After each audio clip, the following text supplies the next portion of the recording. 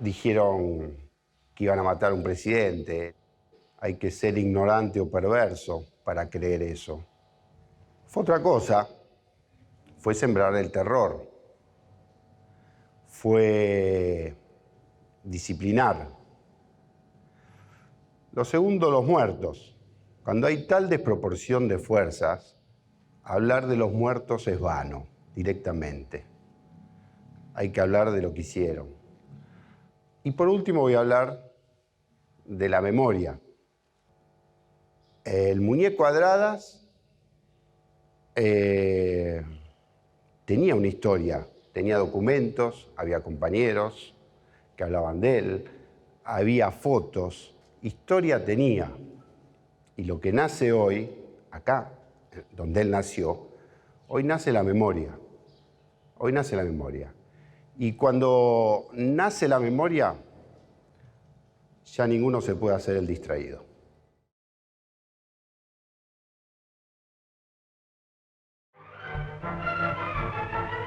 El comandante en jefe de la Fuerza Aérea señala y explica a sus mandos directos todo lo que la patriótica planificación ha previsto en materia de aviación militar.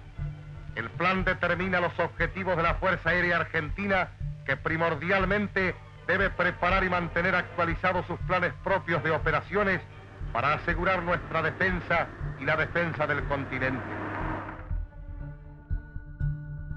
Defender la patria. También esa era mi misión cuando fui piloto de la Fuerza Aérea Argentina, institución que me enseñó una de mis pasiones, volar.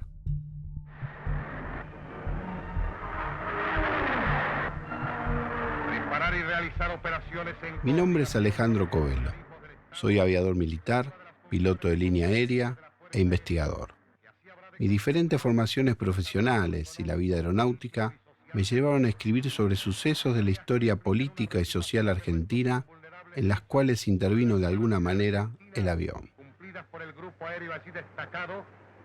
La llamada telefónica y el encuentro con Conan Doyle me motivaron a escribir el libro Batallas Aéreas. Así conocí la historia del muñeco Adradas. 16 de junio del 55, y por ahí aparece un secretario que estaba con la radio prendida, como a las 9 de la mañana. Hay quilombo en la Plaza de Mayo. Están bombardeando Plaza de Mayo. A la puta. Entonces voy directamente al brigadero. Preparo el pulquino, les digo. No, porque ahí dice que hay aviones clúster, que había movimiento, había 4 aviones clúster. 4 clúster. La otra cosa que primero Morón era leal. Sale una escuadrilla a pararlo a los marinos. A los marineros. Donde derriban a un NA de la Marina. ¿Y ahí hay un derribo? Hay un derribo. Adradas, que después fue comandante piloto de aerolínea. ¿Lo derriban a Adradas? No. Adradas con un Gloster derriba al NA de la Marina. Mira vos. ¿No sabías eso vos? No. Adradas con un Gloster Meteor, como leal. Conan era el último piloto vivo de los que volaron Pulqui 1 y 2.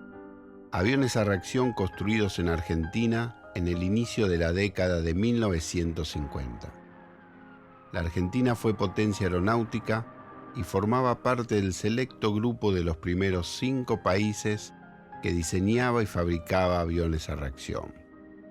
Esto fue posible gracias a las políticas de las 2 primeras presidencias del general Perón. Las 3 banderas que enarboló el Partido Justicialista fueron soberanía política, independencia económica y justicia social. Argentina vivió una de las mayores industrializaciones de su historia, priorizando la generación del valor agregado por sobre el histórico modelo agroexportador. Perón transformó la fábrica de aviones en Industrias Aeronáuticas y Mecánicas del Estado, IAME, que demostró el éxito de esa política. Fabricó automóviles, motocicletas, tractores y vehículos para el campo y muchos otros productos hechos en Argentina. Jamás en nuestro país se volvió a repetir tal industrialización. 307 industrias dependían del IAME, que contaba con 11.000 empleados propios, sumados a los trabajadores de pequeñas y medianas empresas que aportaban insumos tecnológicos.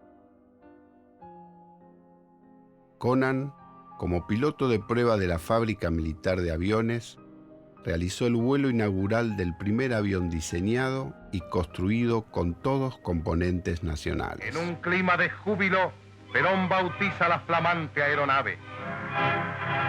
Y ahora los preparativos del primer vuelo. Todos fraternalmente unidos, simbolizando el auténtico espíritu de colaboración constantemente preconizado por el conductor, viven emocionados las alternativas de esta fiesta de trabajo. El IA-35 gana majestuosamente el cielo de la patria. En su verdad va contenida la esencia de una conquista invalorable. Es la vida argentina conducida por manos propias y un inquebrantable propósito: consolidar nuestro poder aéreo en base a nuestra propia industria aeronáutica. El primer vuelo del IA-35 señala la ruta amplísima de nuestra prosperidad creciente. A ello debe contribuir el afán de todos. De todos debe surgir el impulso creador, el esfuerzo sin pausas, el amor a la familia y a la patria. El IA-35 fue bautizado como el justicialista del aire. Así me gusta llamar a Conan Doyle, el primer justicialista del aire. En mis 30 años que ya llevo como piloto, pasé 17 como oficial de la Fuerza Aérea Argentina y jamás había escuchado sobre el teniente Adradas ni su derribo. Doyle conocía los hechos. Nos reunimos en Morón. ¿Lo conociste en persona, Jorge Adradas? El muñeco, le decían. Sí, el muñeco le decían, exactamente.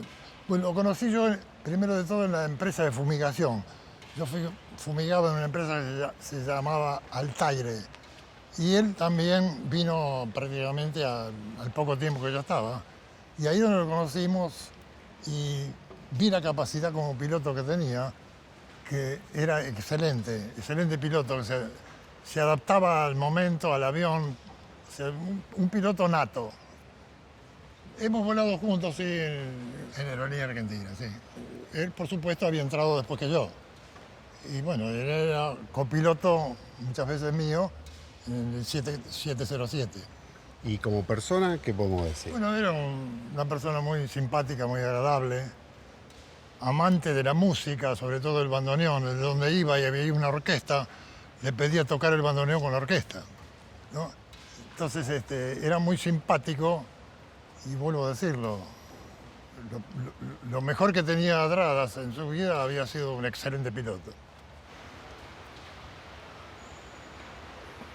Yo no fui testigo de los hechos que ocurrieron en el bombardeo de Plaza de Mayo, pero sí me llegaron informaciones sobre la actuación del, en ese momento, teniente Adradas, al mando de un Gloster Meteor, que salió a combatir, digamos, a repeler la revolución, donde toma, digamos así, prisionero a un avión en el aire, a Marino, y le indica que tiene que aterrizar en el Aeroparque. Aprovechando el mal tiempo, con tan mala suerte para el marino, se quiso huir y meterse en una nube.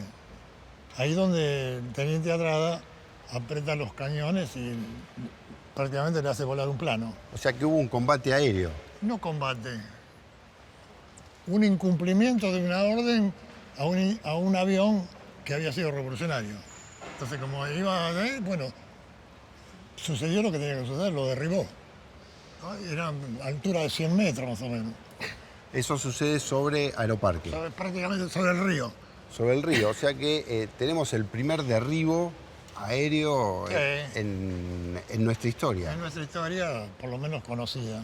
¿Y qué sucede con Adradas a posteriori? Adradas aterriza en Morón y dice, acabo de derribar un avión naval, pero no se dio cuenta que la base había pasado de mano, se había hecho revolucionaria.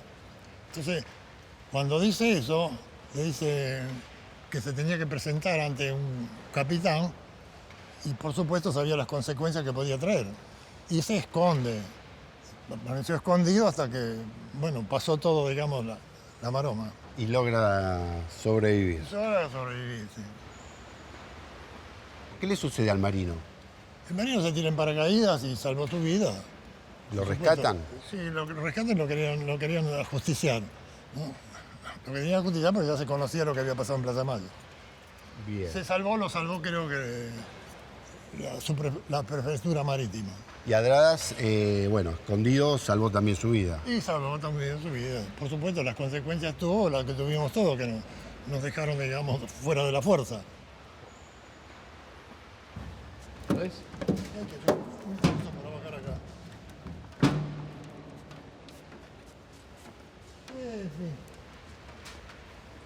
¿Cuándo te bajaste la última vez? Hace 60 años, 50, ¿eh? 62. 62 años que te bajaste.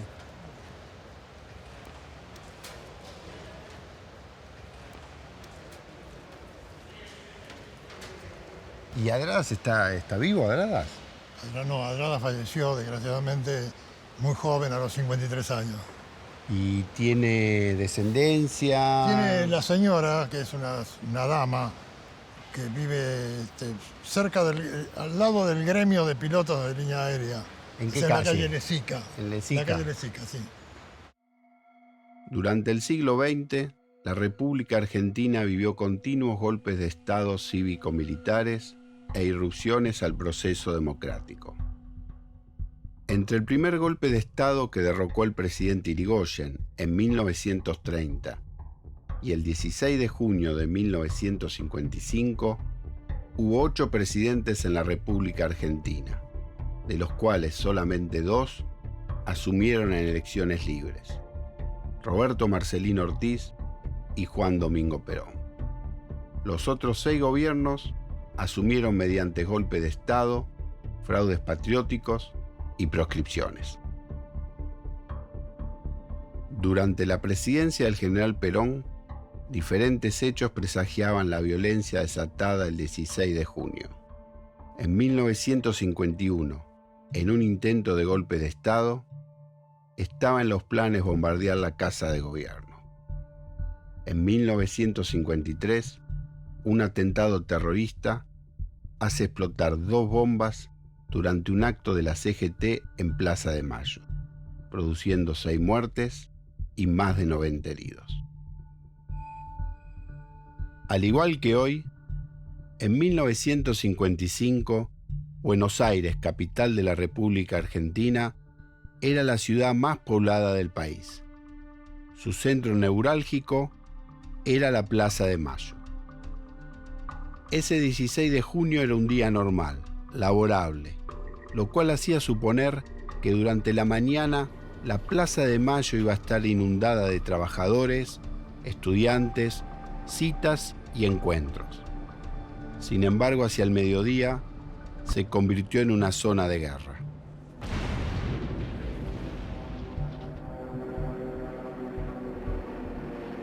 La primera bomba cayó exactamente a las 12:40 horas y fue inequívoca en cuanto a su objetivo. Explotó sobre el trolebús 305 cargado de trabajadores. Las restantes mataron a más de 300 ciudadanos argentinos. Sobre la fachada del Ministerio de Economía se conserva la siniestra escultura cincelada por fragmentos de bombas y cañones aéreos. Las marcas no pudieron ocultarse. En la base naval de Punta Indio habían despegado 48 pilotos navales. Fue un ataque en línea, un avión tras otro, una escuadrilla tras otra, reabastecimiento en Ezeiza y Aeroparque y un nuevo ataque. Las fuerzas golpistas lanzaron 9 toneladas de explosivos. En tierra, atacaba un batallón de infantería de marina y un grupo de 150 civiles con armas cortas.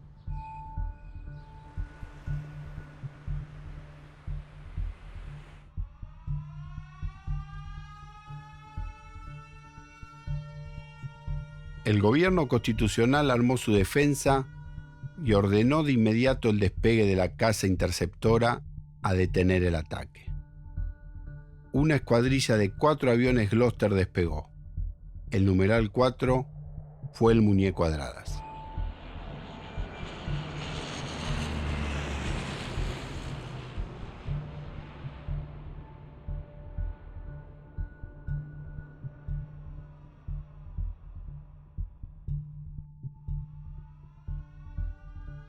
La Plaza de Mayo y Buenos Aires fue muerte y destrucción. Escape de gas, derrumbes, escombros y autos quemados.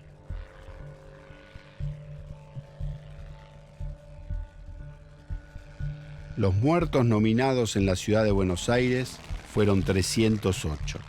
La desproporción del ataque fue total.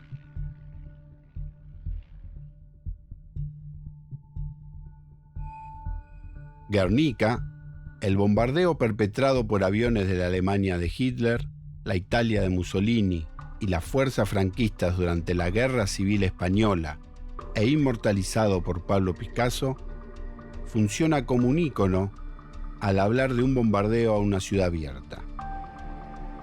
Es el símbolo de la ignominia. Sin embargo, los muertos identificados del 26 de abril de 1937 en Guernica no alcanzaron a la mitad de los fallecidos en Buenos Aires. Mi nombre es Ernesto Emilio Santiago, 3 nombres. Mi apellido es Castelli y he estado en la Fuerza Aérea toda mi vida. Siempre estuve con los Gloster. Pero lo más importante de la vida de Castelli es el hecho de la revolución del año 55, el 16 de junio. Se sabía que los aviones de alarma habían salido porque había bombardeos y había ataques aéreos. Y se supo que había un teniente llamado Adradas, que era muy buen piloto, extraordinariamente piloto y buena persona. Tenía, creo que un Pontiac modelo 40, o más antiguo, color verde botella.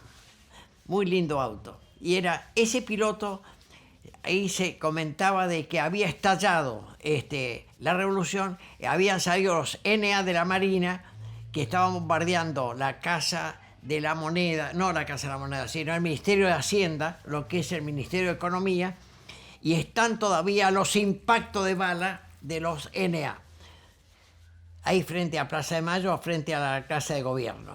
Y entonces, y se dice que un NA estaba en el Río de la Plata y uno de los Gloster, que estaba piloteado por el teniente Adradas, lo interceptó y le hizo volar, creo que la cola del avión, pero no le tiró al piloto. Y el avión cayó al río. Por suerte, el piloto, tengo entendido que se salvó, el piloto del NA. El 16 de junio lo convirtió en protagonista de la recuperación de la base de Morón, tomada por las fuerzas golpistas. Primeramente estamos casi en el almuerzo, nos mandaron ir a la plataforma frente a la brigada y ahí nos pusieron un cordón de soldados armados y nos tomaron presos a todo el grupo técnico. Esa gente eran contrarios a lo que nos habían enseñado en la escuela. ¿Qué nos enseña la escuela? Defender las autoridades legítimamente constituidas. Y lógicamente los señores estaban en contra del Estado, del gobierno, que en ese momento estaba Juan Domingo Perón. ¿Y vos qué hiciste ese día? Castelli estaba preso y Castelli se escapa. Y había un avión de alarma, creo, y prendo la radio. ¿Y qué escucho en la radio? Que estaban bombardeando Plaza de Mayo, que estaban bombardeando el departamento de policía, que estaban corriendo con el Gloster, que tiene 4 cañones hispano-suizos de 20 milímetros, cañones ametralladoras de 360 tiros por boca, estaban ametrallando Diagonal Norte, la Avenida de Mayo. Yo no podía entender nada de lo que pasaba. Ahora bien, después de todo eso, Castelli indignado, voy al lugar y me meto preso junto con todos los demás. Y estaba Duarte, un montón de compañeros míos, y digo, ¿saben lo que están haciendo? Los pilotos están haciendo esto. Lo que había escuchado por radio, que estaban bombardeando Plaza de Mayo, el Departamento de Policía, las Avenidas de Mayo, la Avenida de Julio. Y entonces, ¿y sí qué querés que hagamos? Sacamos los aviones fuera de servicio, que no vuele nadie. Y con la gente del servicio de armamento empezaron a torzar las bandas de municiones de los Gloster. ¿Y qué pasó? Duarte se hizo cargo de la sala de armas. Castelli sacó fuera de servicio los más aviones posibles. Y así se empezó a recuperar la base del 16 de junio del 55. Hasta que realmente tuvimos la brigada en nuestras manos. ¿Qué marcó ese hecho en tu vida? Y soy un tonto, porque me acuerdo de todo esto y me viene ganas de llorar, de ponerme a llorar. Por eso esas cosas que pasaron, que me quedaron grabadas en mi mente, con tristeza, con amargura, porque después de todo eso, no solo terminó la cosa ahí, sino que vino después la selección, porque ganaron el 16 de septiembre la segunda revolución, ganaron los Libertadores. Y entonces a Castelli lo buscaban con una lupa. Y a Castelli lo encontraron, por supuesto. Tito Castelli fue perseguido y separado de la Fuerza Aérea. Tuvo que rehacer su vida y su trabajo. El encanto de la aviación genera misterio, pasión y enamoramiento. Hay algo mágico y épico en la conquista del cielo. Atilio Merino, médico de profesión, es conocido como el Dr. Gloster por ser un archivo viviente de la historia del primer avión de combate a reacción que voló la Fuerza Aérea Argentina. Perón se cobró una deuda de trigo que tenía Inglaterra con nosotros, porque se había transformado la libra en inconvertible. Entonces, muy hábil Perón, vamos a traer de Inglaterra ómnibus, etcétera, de todo. Y trajo 100 Gloster. Es más, nosotros teníamos 100 Gloster y no sé si los ingleses tenían 100 Gloster 4 en esa época, ¿no? Y estaba funcionando la fábrica militar de aviones gracias al impulso que le daba Perón. Así que en ese aspecto, te digo, fuimos la primera fuerza aérea latinoamericana. No solo en volar aviones a chorro, sino todo el resto de los aviones que teníamos. ¿Dónde estabas el 16 de junio de 1955? No me lo olvido más. Tenía 8 años. Siento el ruido de 4 Gloster que pasan arriba de mi cabeza, por arriba del Lasalle. Plateado, precioso, pero era para salir corriendo. 4 Gloster que pasaban hacia Plaza de Mayo, viniendo, como te puedo decir, desde Santa Fe y Pueyrredón, por ejemplo. Y yo en ese momento veo a un costado de casa y veo una bola incandescente que pasa a 25 metros y explota al lado de la ventana de mi casa. Venía desde Plaza de Mayo, desde Diagonal Norte. Y después siento aviones a pistón, que después llegué a la conclusión que eran AT-6. El número de 12 arriba de la ventana de mi casa. Parecía una película. Y le tiraban desde Plaza de Mayo, Diagonal Norte, con baterías antiaéreas. Y era como las películas, pum, pum, pum, pum, pum. Y volaban los aviones. Nos queríamos morir. Estábamos en plena revolución. Bueno, ahí se produce al mediodía el evento que te digo yo, tiran al AT-6. De los 4 aviadores, 3 le tiraron a errar a propósito. Y el único que le tiró a dar en serio fue Adrada. Y cuando vuelve Adrada estaba tomada la base. Y lo buscamos para matarlo. Adrada estuvo no sé cuántas horas detrás de una puerta. Y escuchaban, ¿dónde está el Petillo, esto y lo otro? La cuestión es que Adrada salvó el pellejo. Estaba detrás de una puerta. ¿Y los rebeldes? La huida fueron prácticamente 6 aviones. Gloster. Los 6 Gloster, sí, que llegaron allá. Después hubo otros pilotos que escaparon con otros aviones. Con el DC-3 hubo un montón de pilotos. Hay fotos de eso, ¿eh?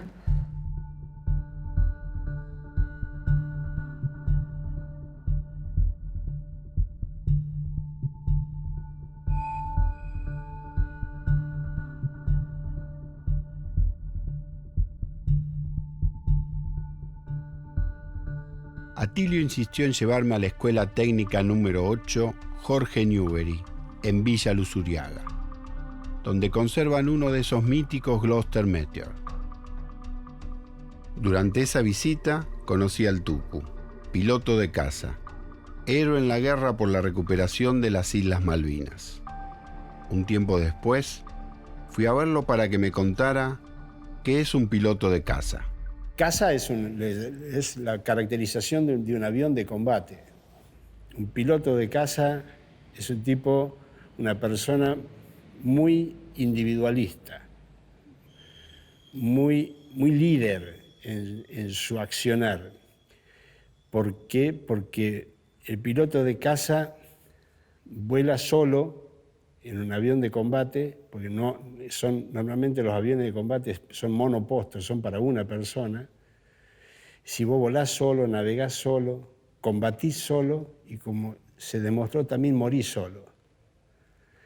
Entonces uno es como que tratás de estudiar mucho, tenés que estudiar mucho, tenés que saber mucho, tenés que desarrollarte mucho, tenés que ser un muy buen profesional y dedicar tu dedicación exclusiva a esa actividad, porque ahí no tenés nadie quien te ayude.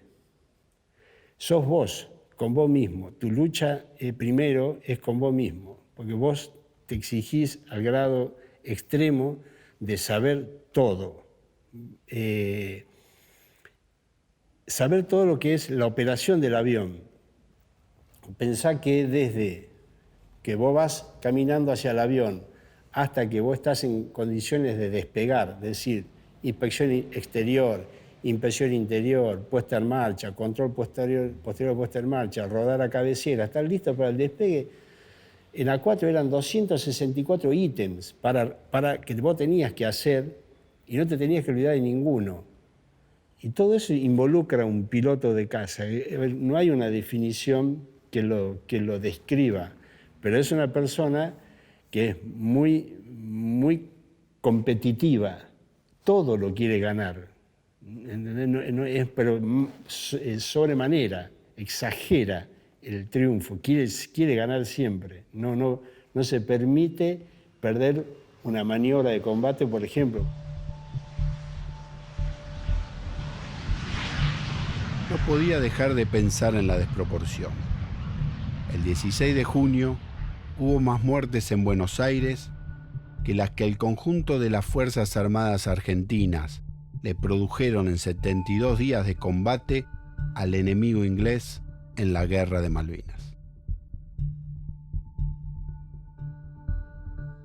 Hubo un hecho trágico en Argentina que ocurrió el 16 de junio de 1955. ¿Qué sentís vos? A mí se me pareció una locura total y absoluta. No entiendo cómo un piloto que está preparado y el país lo adiestró y le da un elemento como es un avión para defender a la patria como una fuerza armada, como el objetivo por el cual existe una institución como Fuerza Armada. No entiendo ese piloto atacando o bombardeando un sitio como la Plaza de Mayo llena de civiles, que ni así hayan sido militares, atacando propios argentinos. No me cabe a mí en mi mente esa situación, porque yo he sido piloto de combate, nunca se me puede cruzar por la cabeza, por más orden que me hayan dado, nunca lo hubiese hecho. Me parece una acción cobarde, me parece una acción loca de tirar una bomba en la Plaza de Mayo. Yo a veces voy por trámite, por situaciones laborales, caminando por la Plaza de Mayo y pienso en eso, y yo digo, es una locura impensable. Para mí me molesta sobremanera, pero mucho, que digan que eso fue el bautismo de fuego de la fuerza. Eso no fue un bautismo de fuego. El bautismo de fuego es lo que se vivió la Fuerza Aérea en el 82, combatiendo una fuerza armada de otro país, atacando nuestro país, defendiendo nuestro país, y donde vos vas a atacar algo y a vos te tiran y te derriban. Que no es lo mismo tomar un avión e ir a tirar una bomba a civiles en la Plaza de Mayo, a propios argentinos en la Plaza de Mayo.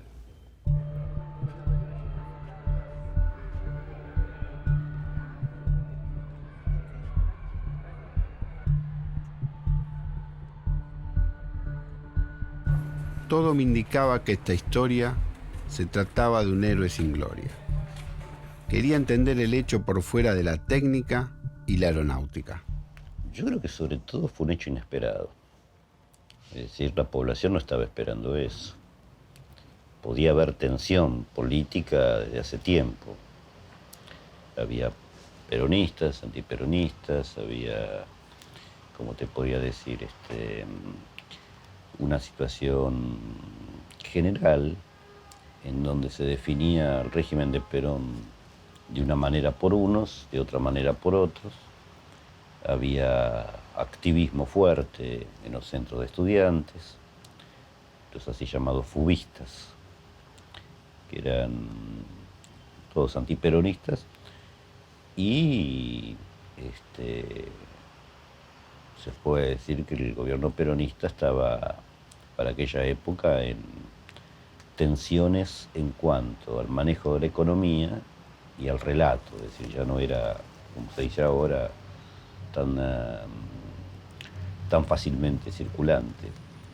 Pero estas son cosas menores, en cierto sentido. Es decir, un ataque desde el aire, un bombardeo sobre el centro mismo de la ciudad, no era algo que estuviera en los planes, en la mente de nadie. En ese sentido, no solamente es inesperado, sino que causa, por otra parte, lo que en toda guerra es el factor sorpresa. En ese sentido es un ataque a traición, me parece. No sé si es excesivo decirlo de esta manera, pero no me refiero a solamente una traición en cuanto a rebeldes contraleales en el gobierno, sino contra la población. No pueden haber ignorado, y no les importó, que iba a haber muertos. Muertos de cualquier color, es decir, la gente que está ahí. ¿Podemos creerles esa causa que ellos enuncian, ¿no? La aviación naval, que el objetivo era matar a Perón? Bueno, eso sería como el premio máximo, vamos a ponerlo así, de un ataque. Da la sensación de que lo que ocurrió en realidad es un escarmiento. Es decir, de que se escarmentó una zona simbólica de la ciudad.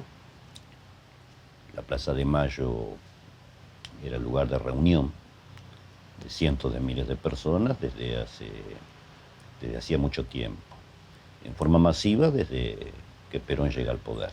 Es decir, lo que se castiga ahí es el centro simbólico de la ciudad, el lugar de reunión de las masas plebeyas. A los peronistas les gusta recordar que es el lugar donde ocuparon la fuente, por decirlo de esta manera, y hay algo de castigo implícito claramente al lugar simbólico de la ciudad. Por lo demás, creo interesante ver que una vez ocurrido el acontecimiento, no hubo remordimiento. Esa falta de esa dualidad entre el escarmiento y la falta de arrepentimiento dice mucho sobre la historia argentina.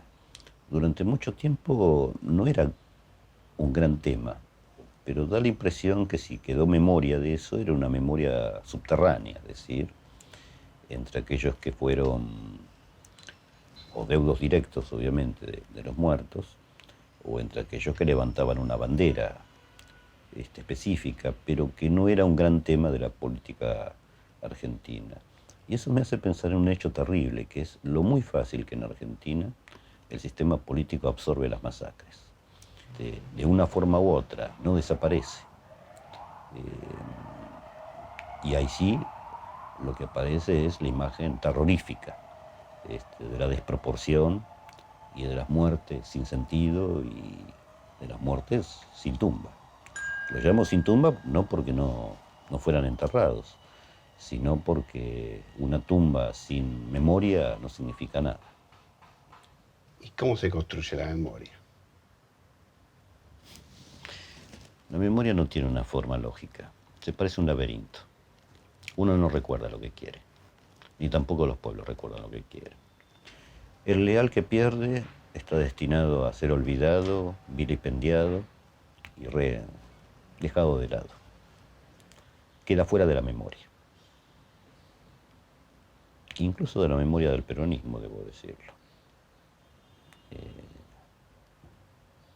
Es por decirlo de esta manera, es un destino triste. Hasta que alguien vuelva a mencionar su nombre. Porque eso es en definitiva la cuestión. Los muertos son incontables en la historia humana, millones y millones y millones. Hasta que alguien de repente dice, he aquí una lápida. Este hombre se llamaba de tal manera. ¿Cuál fue su historia? ¿Qué hizo? Incluso lo poco que hizo en un solo día lo vuelve inmortal, que es el caso que a vos te interesó del piloto Adradas. Un solo día lo vuelve inmortal. Creo.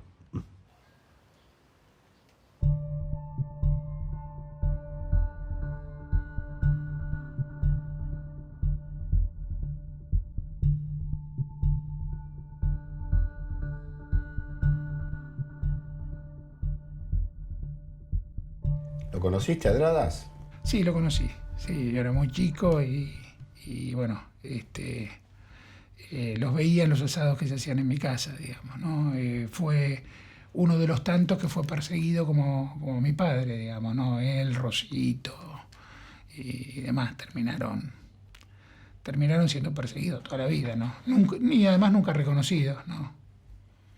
Mi padre tuvo definiciones que lo marcaron de por vida. Cuando el 16 de junio viene el ataque a Plaza de Mayo, salen las primeras escuadrillas con órdenes fragmentarias a hacer caza-intercepción. Y mi padre, llegado al grupo aéreo, va a esperar la orden de salir a volar. Ahí hay una anécdota muy, muy particular que él contaba. Vino un oficial de La Vega que increpa a un grupo de pilotos que estaban ahí en el grupo aéreo y les pregunta, le dice, ¿ustedes son leales o rebeldes? Y papá me decía, nosotros no sabíamos si el que nos preguntaba era leal o rebelde. Entonces, la lógica de cada uno era distinta, el proceso de razonamiento de cada uno decía, ¿qué le contesto a este tipo? Mi padre en ese momento no tenía una marcada línea peronista por convicción. Si bien apoyaba las políticas, él, digamos, decide salir a defender el gobierno constitucional porque era lo que había jurado. Él tenía que, como oficial en actividad, ser leal al gobierno constitucional. No terminó de contestarlo, terminaron sabiendo que era rebelde, pues los detuvieron a todos, los metieron a todos los que estaban ahí, terminaron en un hangar. Finalmente consiguieron pilotos que salieron a volar a favor de la Revolución Libertadora, y de ahí salió el mote de panqueques que los pilotos de la Fuerza Aérea arrastran hasta el día de la fecha. Cuando hay torneos interfuerzas o discusiones, viene de que son panqueques pues se dan vuelta en el aire, porque los primeros pilotos salieron a defender a Perón y los segundos, que las segundas oleadas, salieron a derrocarlo, digamos, ¿no? La escuadrilla de alarma, compuesta por 4 aviones, despegó para defender la ciudad de Buenos Aires. Juan García, Mario Leza, Osvaldo Rosito y el muñeco Adradas. Osvaldo Rosito me dio su testimonio. El único piloto vivo que integró la escuadrilla de alarma y que se animó a hablar. Era un chico exuberante. Era un chico que quería destacarse en todo momento. Entonces, era un chico que, si lo dejaban, caminaba para arriba. Entonces, era un chico que, si podía, sí podía, quería ascender. Sí podía, quería demostrar que era él. Nunca me metí en política. No, es que no está al tanto, no sabe ni quién es uno ni quién es otro. Allá, los que vivían posiblemente en Ituzaingó estaban compenetrados de qué era, qué no era, quién no era, qué había que hacer o qué no había que hacer. Los tipos que no estaban ahí no lo tenían en cuenta. Y menos a un oficial moderno, teniente, ¿no es cierto? Unos despertos tremendos. Yo no me acuerdo mucho. Habían aparecido 2 o 3 aviones de Barilla. Salimos a derribar los aviones esos, porque estaban atacando la Casa de Gobierno y Plaza de Mayo y demás. Un solo avión vi yo, y ese avión fue el que derribó Adradas. Sin embargo, los 4 volvieron sin munición, ¿no? Claro, es una forma.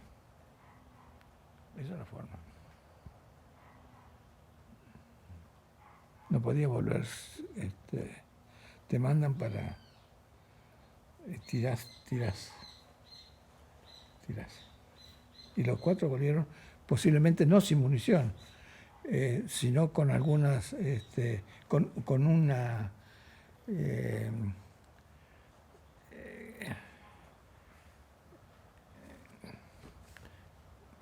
decir, bueno, hice disparos. No habrás tirado todas las 4... ¿cómo se llama? Las 4 cajas de munición. Habrás tirado alguna, sí. Habrás apretado, disparado, pero en el aire, supongo yo. A su regreso, Osvaldo Rosito debió escapar de las fuerzas golpistas que habían tomado Morón. Su destino fue el mismo que el del Muñeco, Castelli, Viró, Doyle y muchos otros. Adradas cumplió la misión para la cual estaba destinada la Fuerza Aérea Argentina: intercepción y derribo de aviones ante un ataque aéreo en el territorio nacional. Su derribo sembró la incertidumbre en la aviación naval golpista. El cielo ya no era un lugar seguro para nadie. La acción de Adradas detuvo por 2 horas la segunda oleada de aviones que estaba preparada para la faena, y así la población civil pudo escapar al horror, y numerosas vidas inocentes fueron salvadas. Con la victoria del golpe de Estado de septiembre de 1955, Adradas, como muchos otros, fue preso durante varios meses y juzgado por un tribunal militar, el cual lo destituyó de la fuerza bajo los cargos: descalificación por falta gravísima y adoptar conductas indignas a su condición de oficial. El Muñeco Adradas fue perseguido toda su vida. Meses antes de que finalizara el tribunal militar, 3 oficiales de la Fuerza Aérea lo golpearon hasta el cansancio y simularon un fusilamiento.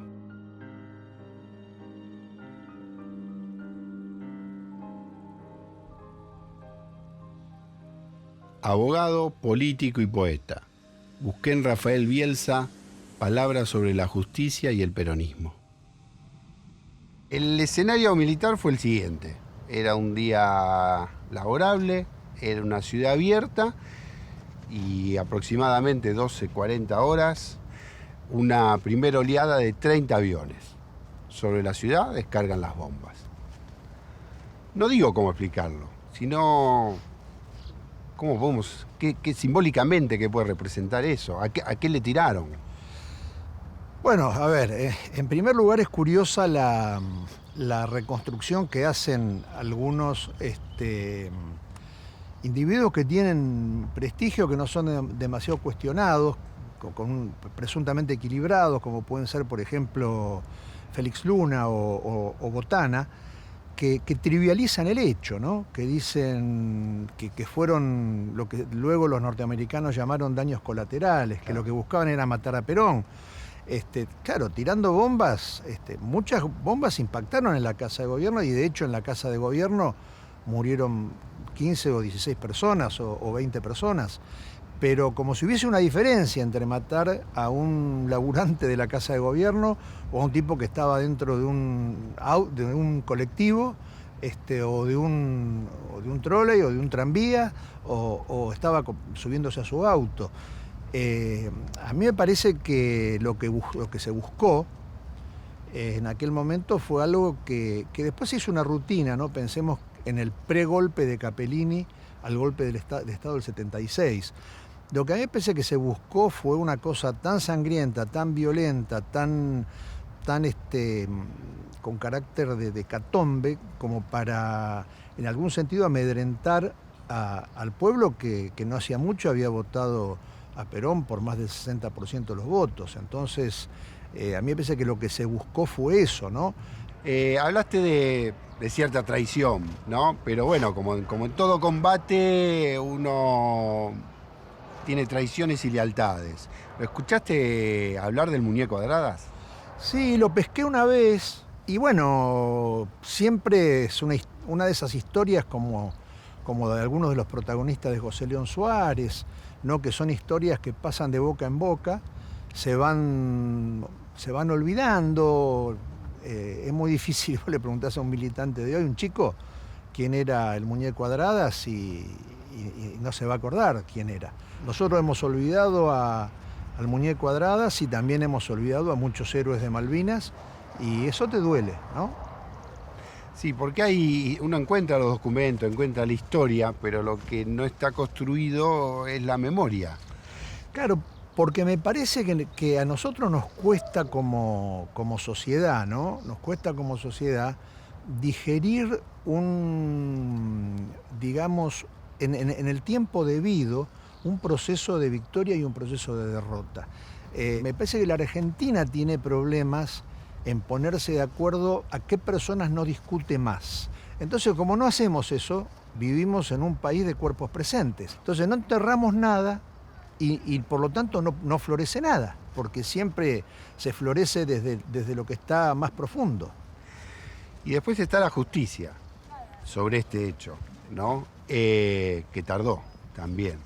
Sí, no tuvo lugar, digamos. No tuvo lugar porque, a ver, Perón fue sumamente benévolo en una decisión política, porque sacando alguno que recibió una condena que después no cumplió a cadena perpetua, haciendo que el Código Militar penaba con la pena de muerte, las acciones que había llevado adelante la Armada, él se limitó a darles la baja. O sea que fue de una extrema generosidad y no retribuida, porque al poco tiempo vino el golpe de Estado, claro. ¿No es cierto? No se ha hecho justicia, ¿no? Por supuesto que no se ha hecho justicia y es dudoso de que se haga justicia.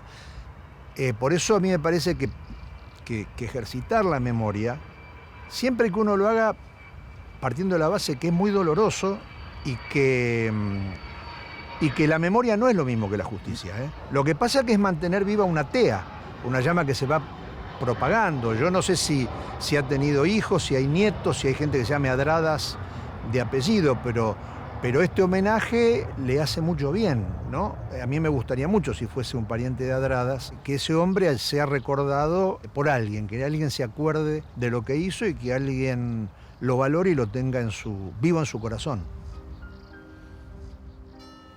Había familia. Con la poca información que tenía, fui en busca de la viuda.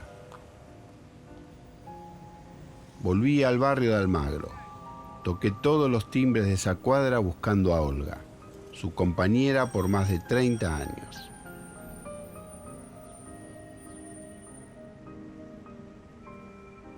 Finalmente di con la última casa en la que vivió Adradas y en la que todavía vivía ella, su viuda. Conservaba intacto el amor por él. A Jorgito lo conocí en el año 54. Era un ser que ya te digo, nunca en mi vida he conocido un ser como él. Lo conocí por intermedio de una amiga. Me lo presentan. Y bueno, yo estaba de novio con un marino. Y un marino. Sí, sí, me falta el militar, el de ejército nada más. Bueno, me lo presentan y a mí no me gustó, te lo juro que no me gustó. ¿Por qué? Porque lo veía tan canchero, aparte buenísimo, y pensé mal de él. Pensé que era ¿viste cómo se dice ahora touch and go? Que eso es lo que quería él, te lo juro, tal cual. Bueno, me casé. Me casé en diciembre de ese mismo año. Y querés creer, pasaba todas las noches silbando Celos. Celos. Celos, ese tango gitano de Gades. Mira, a veces esas cosas son las cosas que uno no se olvida nunca, nunca. Bueno, y pasaba y eran las 2, 3 de la mañana y silbando. Y el que era mi marido abría la ventana para a ver si podía que se deje de silbar ese que está silbando todos los días y la misma melodía. La cuestión que me separé de mi marido a los 7 meses. Pero nosotros esperamos a yo tener el divorcio para vivir juntos. ¿Te das cuenta? Contame, Olga, el relato que te hizo el muñeco del 16 de junio del 55. ¿Qué es lo que te contó? Él no quería, tirar el avión abajo. Por eso le avisó al compañero por radio, no sé cómo se comunicaban, a Román, el aviador naval que estaba bombardeando, y le dijeron que a ese avión había que sacarlo, que le tirara porque tenía que... Estaba bombardeando la casa de gobierno. Sí. Él le habló y le dijo que por favor se retirara porque tenía órdenes de tirar. Claro, de que él se fuera. Y el muchacho le decía lo mismo, que él no podía retirarse. Es decir, las dos estaban en la misma situación. Entonces Jorgito dijo, bueno, mira, te pido por favor que te prepares, no sé si tendría paracaídas, me imagino. Sí, porque cayó cerca de Uruguay. Andate para el río, dice que yo te voy a tirar en la cola. Es decir, no sé cómo será eso. Para darle tiempo a que se tiren en paracaídas, no sé, no tengo idea ni qué avión era. Sé que era un avión naval. ¿Y Adradas alguna vez se volvió a cruzar con Román, con el aviador naval que había derribado? ¿Se vieron otra vez? ¿Tuvieron contacto? Bueno, Román le manda una carta a él. No me acuerdo bien, pero a mí lo más importante era el concepto de que el muchacho era como que lo perdonaba, pero que también le debía mucho a Jorge, porque otro no hubiese hecho lo de Jorge. Correte hacia el río, yo te voy a ir siguiendo. Es decir, le dio la oportunidad de que se salvara. A eso voy. No había encono ni rencor, ¿te das cuenta? Le quiso decir como diciendo, entre hermanos no nos vamos a matar. Algo así. Jorge vuelve a Morón, después del derribo. Sí, vuelve a Morón. Lo quieren matar. Estaban con las pistolas 45, no eran 9 milímetros, con la 45 que era de los militares. Él me dijo que tenía un miedo bárbaro, cuando bajaba del avión, cuando llegaban a Morón temblaba como una hoja, me dijo. Era muy jovencito. Creo que se esconde, Jorge. Se escondió en un placar. Contame por qué le decía muñeco. Le decía muñeco porque él fue considerado siempre el mejor piloto. Siempre tuvo el brevet del mejor piloto. Y él decía, negrita, me dice muñeco porque me hacía así. Era una de esas cosas que tenía él. Era, por supuesto que era muy buen piloto. Con el golpe de Estado de septiembre de 1955, Adrada fue retirado de la Fuerza Aérea Argentina. Sin trabajo, rehizo su vida laboral manejando remises y luego fumigando. Finalmente, pudo ingresar a Aerolíneas Argentinas. Como piloto de vuelos internacionales, participó de la resistencia llevando correo clandestino al general Juan Domingo Perón. En un gesto de agradecimiento a la lealtad, el general Perón eligió cuidadosamente la tripulación del Boeing 707 de Aerolíneas Argentinas, que lo trajo definitivamente de regreso luego de un exilio de casi 2 décadas. El 20 de junio de 1973, allí en ese cockpit, estaban llenos de esperanzas Conan Doyle y el muñeco Adradas, creyendo cerrar un capítulo de sus vidas en ese despegue. Claro, él tenía una gran admiración, te digo la verdad, por Perón. Yo creo que la tuvo más después de lo que pasó. Lo llamó para decirle que quería un presidente de aerolíneas. Yo necesito un hombre de ley, le dijo.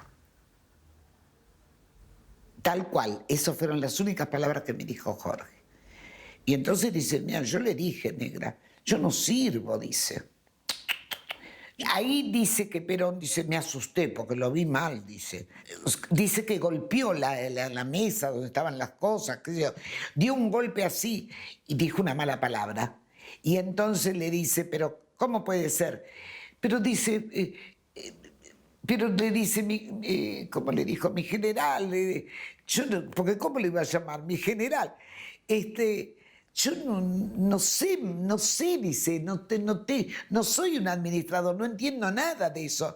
Yo le llevo el sobre y le doy la plata a mi mujer y después que ella haga lo que quiera. Yo no sé nada de eso. Y eso era cierto.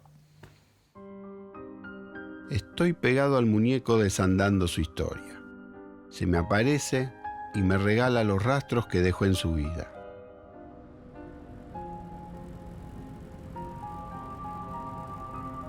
Hubo que esperar casi 40 años para que un bronce recuerde el bombardeo, pero los protagonistas permanecen invisibles.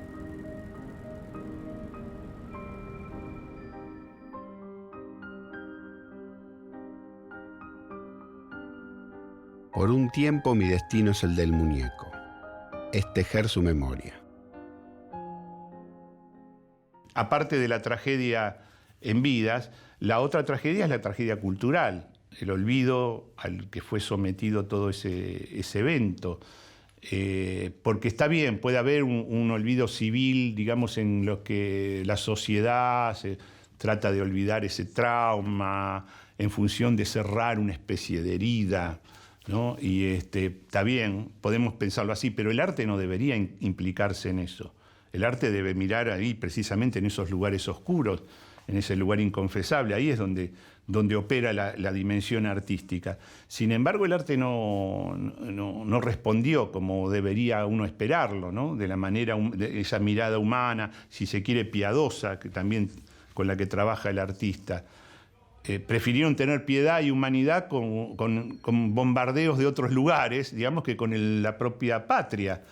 Es un fenómeno extraño. También el peronismo nunca reivindicó demasiado a sus muertos. Digamos, el peronismo siempre tuvo una especie de propuestas positivas y de olvido, de una especie de olvido yo nunca lo encontré, digamos, adecuado eso, pero era así. Digamos, reivindicar a los muertos no era una tarea que estuviera por delante de la tarea política. Hace un par de años empecé a trabajar una pintura tipo mural de unos 4 metros de largo por 2 de alto, en donde pensé hacer bien, en representar el bombardeo con las cosas que pasaron, los eventos puntuales, esa chica que está tirada en el piso con las piernas fracturadas, fotos, digamos, tomé en cuenta fotos, cuadros de la historia del arte, la expulsión del paraíso de Masaccio, por ejemplo, está citada ahí en la escalinata de la catedral. Hay varias citas, entre citas documentales del evento y la historia del arte. Traté de mezclar ambas cosas. Salió un cuadro muy barroco que me gustó hacerlo, me parece que es una obra digna.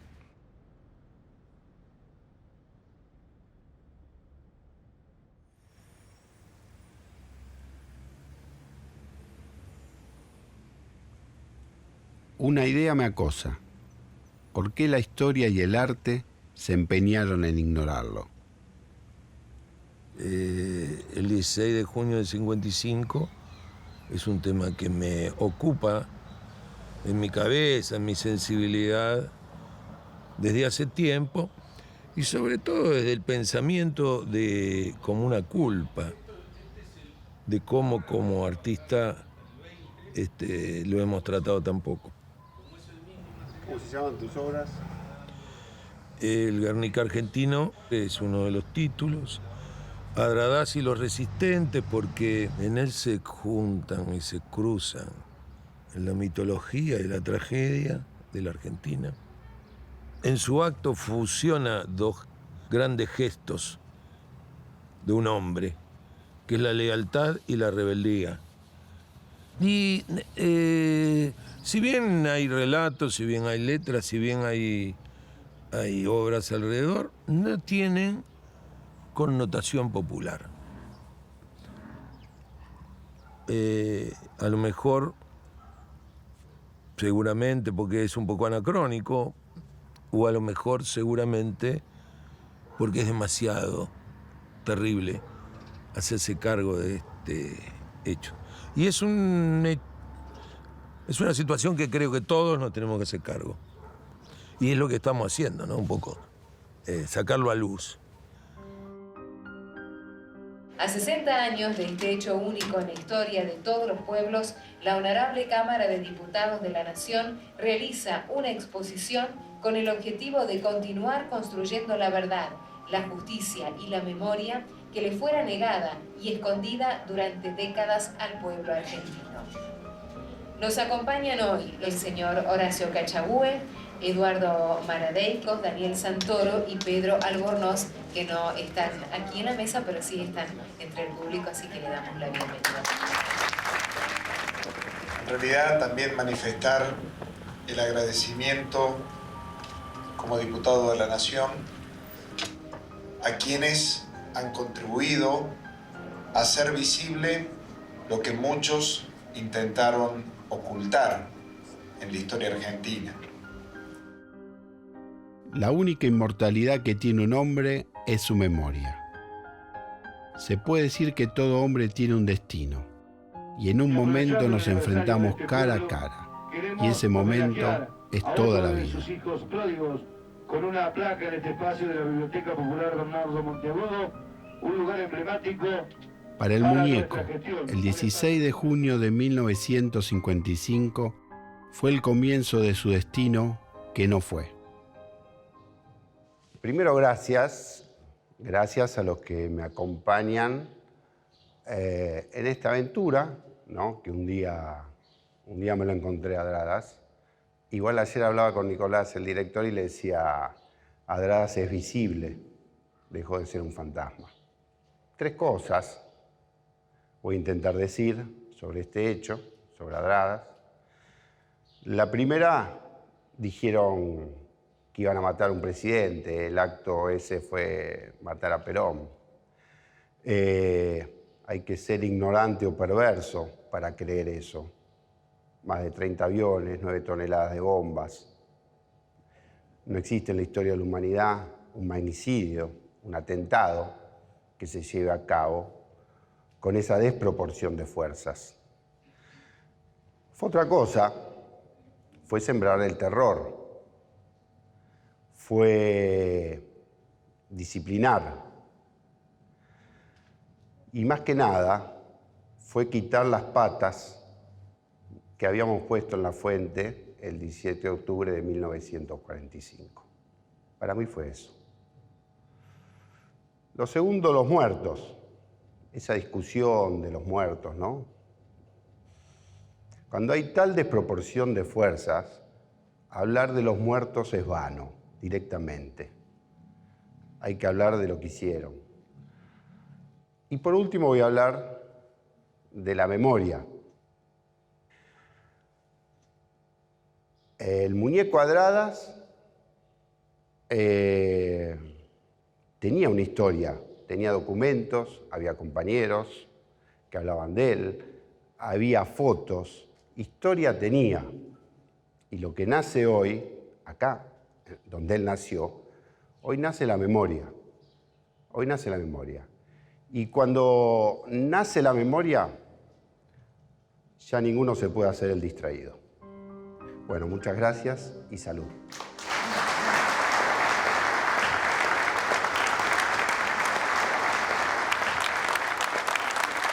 Héroe roqueferense en la defensa del 55, Ernesto Jorge Muñeco Adradás. Roque Pérez, cuna del presidente general Juan Domingo Perón.